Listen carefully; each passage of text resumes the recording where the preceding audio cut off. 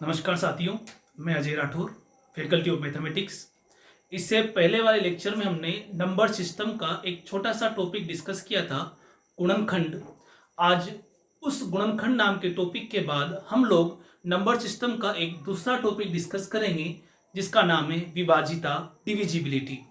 इस डिविजिबिलिटी को हम लोग 4 पार्ट के अंदर डिस्कस करेंगे। तो यह जो लेक्चर है वो पार्ट 1 पर बेस है और इसमें हम लोग 4 या 5 रूल को डिस्कस करेंगे। रूल काफ़ी छोटे हैं और काफ़ी मैंने उन्हें मर्ज करके आपके सामने रखा है ताकि आपको इन रूल को याद रखना या रटने की आवश्यकता ना हो। देखिएगा, सबसे पहले हम लोग रूल नंबर 1 डिस्कस करेंगे। बेटा, रूल नंबर 1 जो है वह डिफाइन होता है 2 की पावर के लिए। 2 की पावर दैट मीन्स 2, 4, 6, सॉरी 2, 4, 8, 16, 32, 64 इत्यादि। इन सब के लिए रूल नंबर 1 डिफाइन है।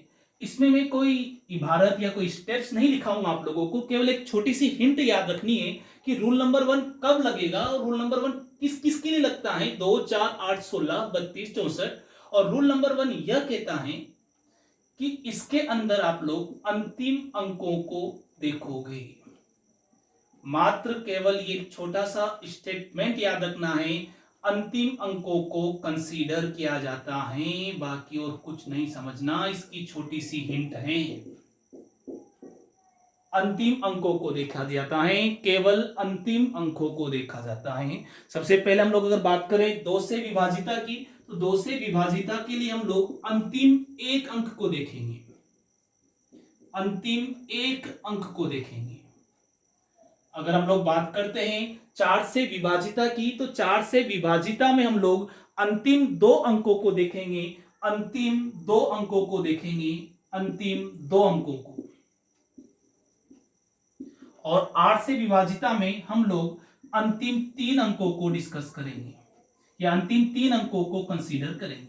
और सेम उसी तरह से अगर हम लोग बात करते हैं 16 से विभाजिता की, तो 16 से विभाजिता में हम लोग अंतिम 4 अंकों को डिस्कस करेंगे। और 32 का अगर नियम है तो उसके लिए हम लोग अंतिम 5 अंकों को डिस्कस करेंगे। 2 से विभाजिता का नियम यह हुआ कि अंतिम एक अंक अगर 2 से पूर्णतया विभाजित है तो वह पूरी संख्या 2 से विभाजित होगी। फॉर एग्जाम्पल 5, 7, 8, 9, 0, 1, 2 काफी बड़ा नंबर है, लेकिन 2 से विभाजिता के लिए हम लोग केवल अंतिम अंक को देखेंगे। अंतिम अंक कितना है? 2 है। क्या 2 में 2 का पूरा पूरा भाग जाता है? यस। इसका मतलब यह नंबर 2 से पूर्णतया विभाजित होगा। अब चाहे इस 1 की जगह आप लोग 5 ले लीजिएगा, कुछ भी ले लीजिएगा, उसका कोई प्रभाव नहीं पड़ेगा, केवल इफेक्ट पड़ेगा अंतिम अंक की वजह से। अगर यहां पर आपके सामने 6 है तो भी यह नंबर 2 से पूर्णतया विभाजित होगा। सेम उसी तरह से 4 से विभाजिता का नियम,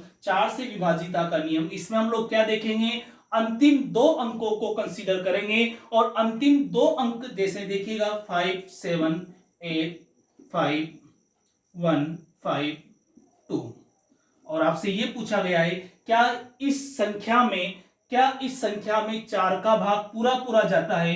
तो आप लोग क्या देखोगे? अंतिम 2 अंक देखोगे। अंतिम 2 अंक क्या है?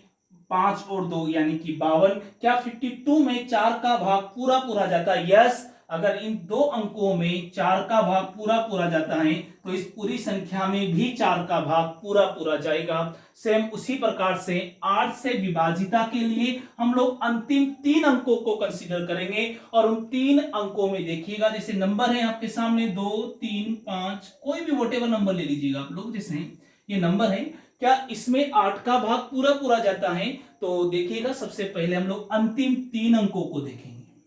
अंतिम 3 अंकों को देखेंगे। क्या 512 में 8 का डिवाइड परफेक्टली जा रहा है? यस। 8 का भाग पूरा पूरा जाता है। अगर अंतिम 3 अंकों में 8 का भाग पूरा पूरा जाता है तो आप लोगों को यह बताना है कि पूरा नंबर जो है वो 8 से पूर्णतया विभाजित होगा। दैट मीन्स इस रूल में कोई बड़ा मैटर नहीं है, केवल आप लोगों को अंतिम अंकों को देखना है। अगर अंतिम अंकों में सबसे पहले अगर 2 के नियम की बात करेंगे तो अंतिम 1 अंक को देखा जाएगा, अगर 4 के नियम की बात करेंगे तो अंतिम 2 अंकों को देखा जाएगा, और अगर 8 के नियम की बात करेंगे तो अंतिम 3 अंकों को देखा जाता है।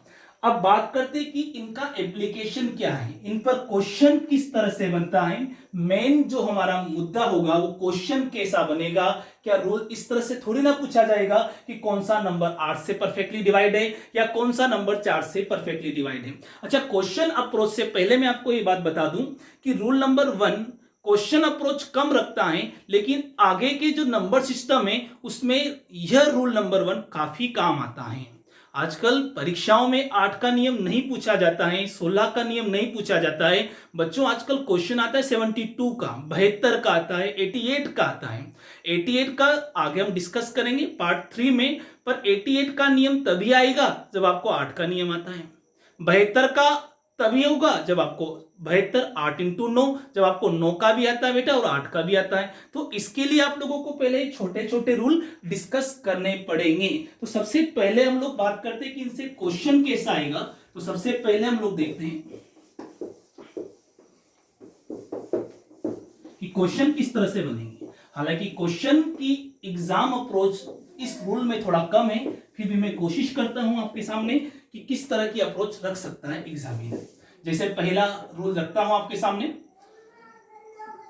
5 7 8 3 5 को 4 से विभाजित करने पर 4 से विभाजित करने पर 4 से विभाजित करने पर क्या शेष बचेगा। तो देखिएगा आप लोग 5 7 8 3 5। सबसे पहले हम लोग बात करते हैं कि क्वेश्चन ने ये कहा है कि 4 से विभाजित है। जैसे उसने बोला है 4 का डिवाइड लगाना है तो आपके दिमाग में अंतिम 2 अंक आ जाने चाहिए। तो अंतिम 2 अंक क्या है, 35। अंतिम 2 अंक क्या है, 35। क्या 35 में 4 का भाग पूरा पूरा जाएगा, नहीं जाएगा, और नहीं जाएगा तो कुछ ना कुछ रिमाइंडर, कुछ ना कुछ शेषफल बचेगा। तो देखिएगा आप लोगों को जब भी 4 से विभाजिता की बात आती है तो आप लोगों को मात्र अंतिम 2 अंकों को देखना है, अंतिम 2 अंकों को देखना है। तो ये 35 है, 35 में जब 4 का डिवाइड लगाएंगे तो कितना रिमाइंडर बचेगा, 3। यानी इस पूरे नंबर को जब आप 4 से डिवाइड करेंगे तो आपके सामने जो रिमाइंडर जो आएगा वो कितना आएगा, तो आपका जवाब आएगा, रिमाइंडर जो है वो 3 आएगा। सेम और आगे क्वेश्चन को आगे बढ़ाते हैं। बेटा बस ध्यान रखना है कि जब भी 2 4 8 16 इत्यादि आ जाते हैं तो आप लोगों को अंतिम अंकों को देखना है। एक बहुत महत्वपूर्ण फैक्ट की बात करता हूं, इंपॉर्टेंट फैक्ट है काफी। सभी सम संख्याओं का वर्ग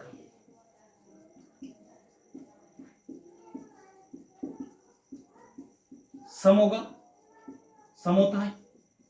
और ध्यान रखिएगा अगर कोई भी संख्या सम है तो उसका स्क्वायर एक इवन नंबर होगा, इवन नंबर का स्क्वायर इवन नंबर होगा, और साथ साथ में इवन नंबर का स्क्वायर हमेशा 4 से परफेक्टली कटेगा। अगर कोई स्क्वायर नंबर है, कोई वर्ग संख्या है और वह अगर सम है तो ये पक्का है कि वह 4 से परफेक्टली डिवाइड होगी, अदरवाइज वह स्क्वायर नंबर नहीं होगा। अगर कोई इवन नंबर है और वह इवन नंबर यूं बोलता है कि मैं स्क्वायर नंबर हूं, अगर स्क्वायर नंबर है तो वह 4 से पूरी बार परफेक्टली डिवाइड होगा। इस फैक्ट को याद रखिएगा आप लोग कि सभी सम संख्याओं का वर्ग सम होगा और 4 से पूर्णतया विभाजित होगा, पूर्णतया विभाजित होगा। जैसे मैं आपसे कहूं 5 7 8 2 3 4, आपसे ये कहा जाए क्या ये नंबर किसी संख्या का स्क्वायर है क्या, तो आपका जवाब आएगा ये एक सम संख्या है, इवन नंबर है, और अगर ये इवन नंबर है तो ये 4 से परफेक्टली कट होना चाहिए था, परफेक्टली पूर्णतया विभाजित होना चाहिए था, लेकिन ये पूर्णतया विभाजित नहीं है। दैट मीन्स यह नंबर कभी भी वर्ग संख्या नहीं हो सकता है। जितने भी वर्ग संख्याएं हैं अगर वो सम हैं तो वह 4 से परफेक्टली डिवाइड होंगे, अगर ऐसा नहीं है तो वह स्क्वायर नंबर नहीं होगा। यूं तो सभी जानते हैं कि वर्ग संख्या के अंत में 2 3 7 8 नहीं आता, लेकिन बच्चों गया वो जमाना जब इस तरह का क्वेश्चन पूछा जाता है। आजकल क्वेश्चन एक स्टैंडर्ड रूप लेकर के आता है। ध्यान रखिएगा, स्क्वायर नंबर है और अगर इवन है तो वह 4 से कटेगा ही कटेगा। अगर वो 4 से परफेक्टली डिवाइड नहीं है तो वह नंबर स्क्वायर नंबर नहीं हो सकता। ये रिमेंबर रखें आप लोग। फिर हम लोग एक क्वेश्चन और डिस्कस करते हैं इस रूल के ऊपर, देखिएगा आप लोग। तो जरूरी नहीं है कि आप लोग इस नियम को रटना नहीं है, आपको क्लियर करना है कि रूल नंबर 1 क्या कहता है। तो रूल नंबर 1 में केवल एक छोटी सी बात याद रखनी है, अंतिम अंक, केवल अंतिम अंकों को देखा जाता है। जैसे प्रश्न आपके सामने 5 7 8 3 2 1 5 काफी बड़ा नंबर है और जिसके लास्ट में आपको दिया गया है 3 1 0 को 8 से विभाजित करने पर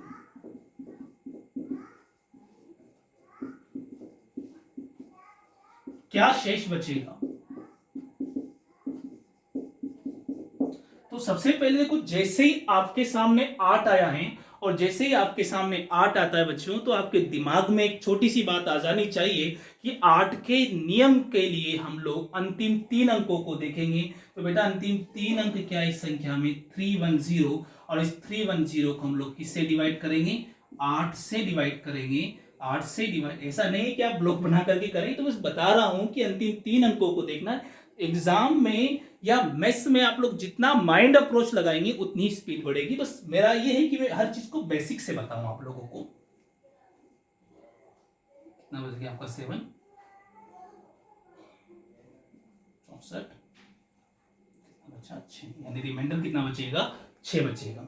अगर आपको 16 के नियम की बात करनी है, आपको 32 के नियम की बात करनी है, इन सब में आप लोगों को अंतिम अंकों को देखना पड़ेगा, अंतिम अंकों को देखना पड़ेगा। उसके बाद अगर हम लोग बात करें एक छोटे से एक महत्वपूर्ण तथ्य की, कि अगर किसी संख्या में 8 का भाग पूरा पूरा जा रहा है तो ये कंफर्म है कि उसमें 4 का भी जाएगा और 2 का भी जाएगा।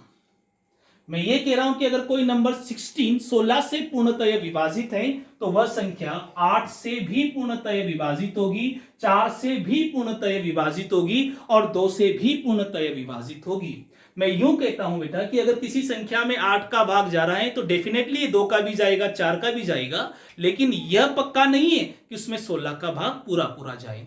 यानी कि बड़े नंबर में छोटे का जाएगा, लेकिन उल्टा है, उल्टा नहीं करना है कि अगर 8 का जा रहा है तो 16 का भी जाएगा। केवल इस ग्रुप की बात कर रहा हूं, यूं ना समझे कि सर आपने कहा था कि 8 का भाग जा रहा है तो 7 का भी जाएगा, नहीं, केवल इस नियम की बात की जा रही है। ये आपका रूल नंबर 1 था। रूल नंबर 1 के बाद हम लोग रूल नंबर 2 डिस्कस करेंगे। रूल नंबर 2 डिस्कस करेंगे। रूल नंबर 2 में देखिएगा हम लोग डिस्कस करेंगे 3 का और 9 का नियम, 3 का और 9 का नियम, और इसकी हिंट जो है वह हिंट मात्र इतनी सी है, अंकों का योग देखा जाता है, अंकों का योग, मात्र एक छोटी सी हिंट है। अंतिम अंकों को पहले वाले में देखा जाता था, इस बार आप लोग क्या देखोगे, अंकों का योग डिस्कस करोगे, अंकों के योग को देखोगे। और ध्यान रखिएगा अंकों का योग मात्र 3 और 9 में लगता है।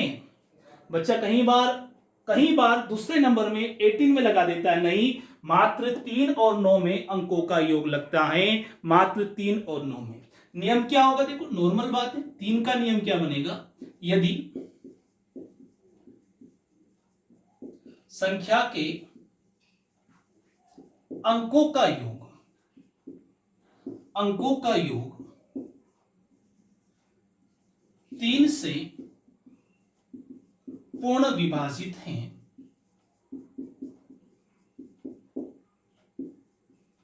तो संख्या 3 से पूर्णतया विभाजित होगी।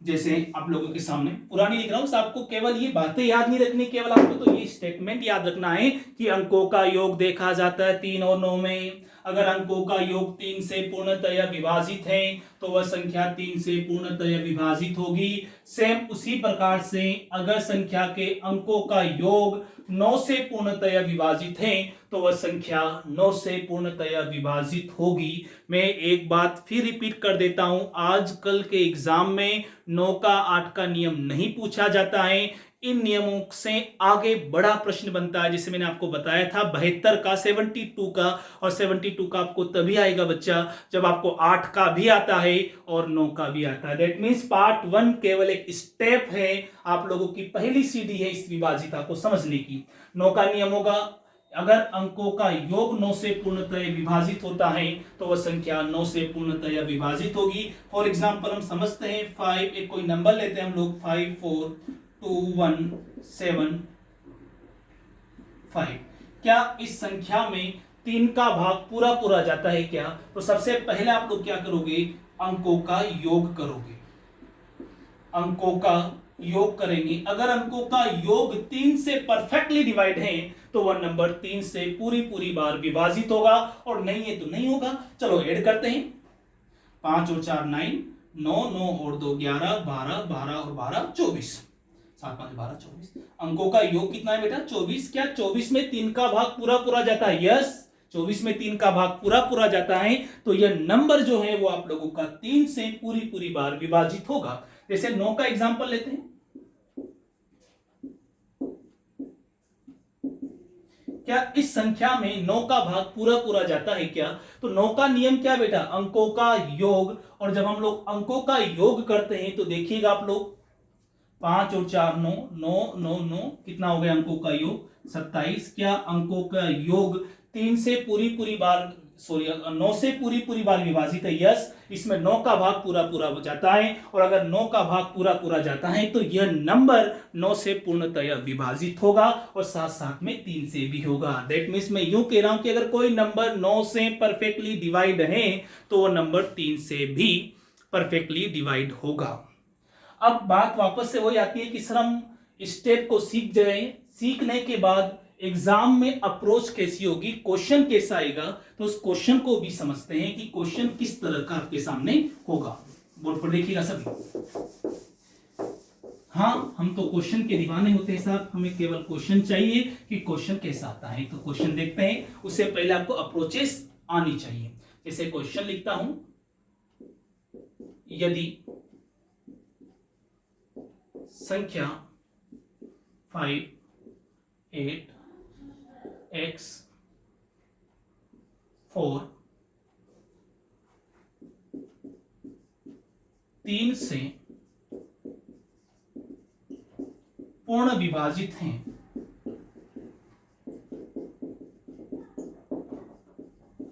तो x का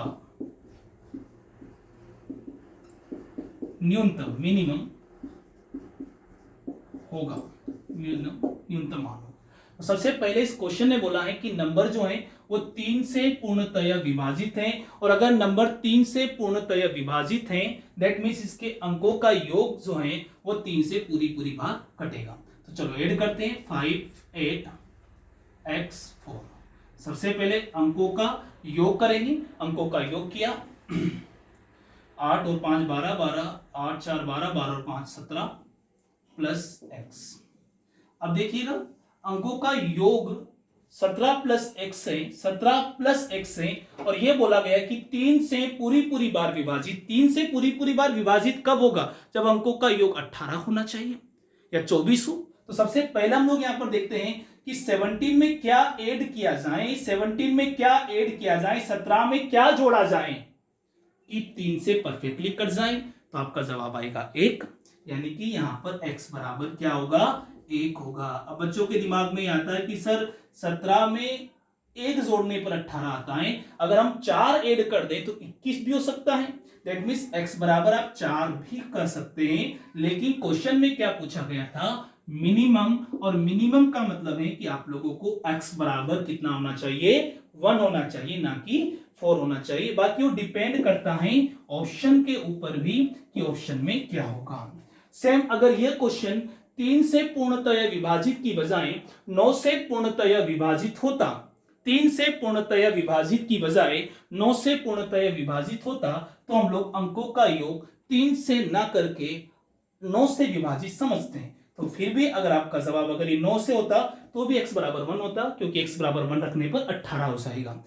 क्लियर है चीज? अगर ये 3 का होता तो 4 होता, आगे भी होता, लेकिन मिनिमम पूछा गया है और मिनिमम पूछा गया है तो आप लोगों का यही होगा। सेम इसी प्रकार से अगर 9 का होता तो अंकों का योग 9 से विभाजित करना है, अगर 3 का होता तो अंकों का योग हम लोगों को 3 से विभाजित करना है। इसके बाद हम लोग इस पार्ट के अंदर हम इन दो ही नियमों को समझेंगे।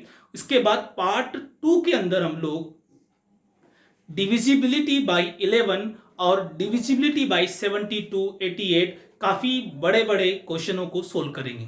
ये पार्ट 1 जो है वह विभाजिता का केवल एक बेसिक अप्रोच है, और ये बेसिक अप्रोच उन बच्चों के लिए है जो पहली बार गणित का स्टार्टिंग कर रहे हैं, उनके लिए मैंने ये पार्ट 1 डिस्कस किया है। इसके बाद हम पार्ट 2 देखेंगे और उस पार्ट 2 के अंदर हम 11 की और आगे भी जो नियम है उन सभी को हम लोग डिस्कस करेंगे। धन्यवाद। अगर आप लोगों ने इस चैनल को सब्सक्राइब नहीं किया है तो एक बार सब्सक्राइब कर लीजिएगा, ताकि जब भी नए लेक्चर आए तो आप लोगों को पता चल जाए। Thank you very much.